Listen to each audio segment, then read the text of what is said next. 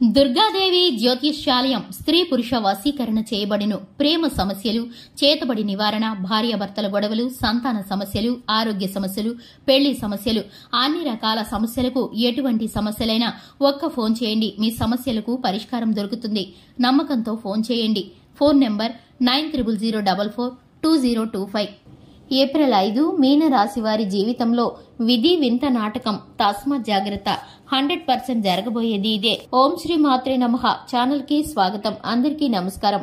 ఈ రోజు ఈ వీడియోలో మనం మీన రాశి వారి యొక్క జాతకం గురించి తెలుసుకుందాం. వీరి జీవితానికి సంబంధించిన ముఖ్యమైన అంశాలు ఏమిటో, అలాగే ముఖ్యంగా 2025వ సంవత్సరం ఏప్రిల్ 5వ తేదీన వీరికైతే కనుక జరగబోయేటటువంటి ఫలితాలు ఏ విధంగా ఉండబోతున్నాయో, ఈ రాశి వారికి జరగబోయేటటువంటి శుభ అశుభ పరిణామాలు ఏ విధంగా ఉన్నాయో ఈ వీడియోలో పూర్తిగా తెలుసుకుందాం. వీడియోని ఎక్కడా కూడా స్కిప్ చేయకుండా చివరి వరకు చూసినట్లయితే మేమేం చెప్పబోతున్నామో మీకు అర్థమవుతుంది.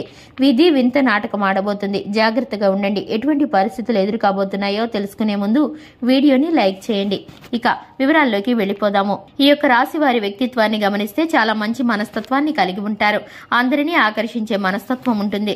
ప్రజాకర్షణ స్వభావం ఉంటుంది. ఈ యొక్క రాశి వారికి సంబంధించి వృత్తి, ఉద్యోగ, విద్య, వ్యాపార వ్యాపకాలలో బాగా రాణిస్తారు.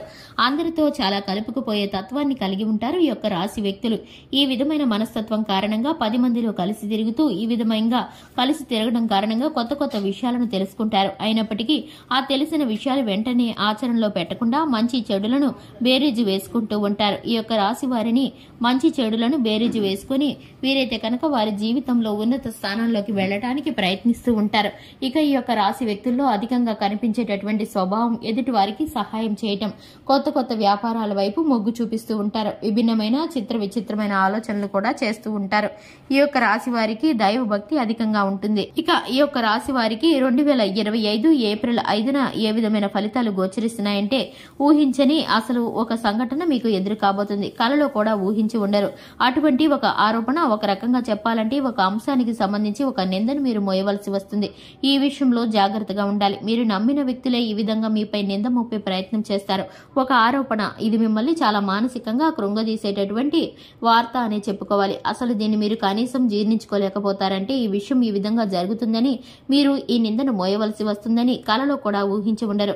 అటువంటి నింద మీ పైన పడేటటువంటి పరిస్థితులు గోచరిస్తున్నాయి. ముఖ్యంగా ఈ యొక్క విషయం తెలిసిన వెంటనే మీరు చేయాల్సింది ఏమిటంటే కనుక శివారాధన చేయండి.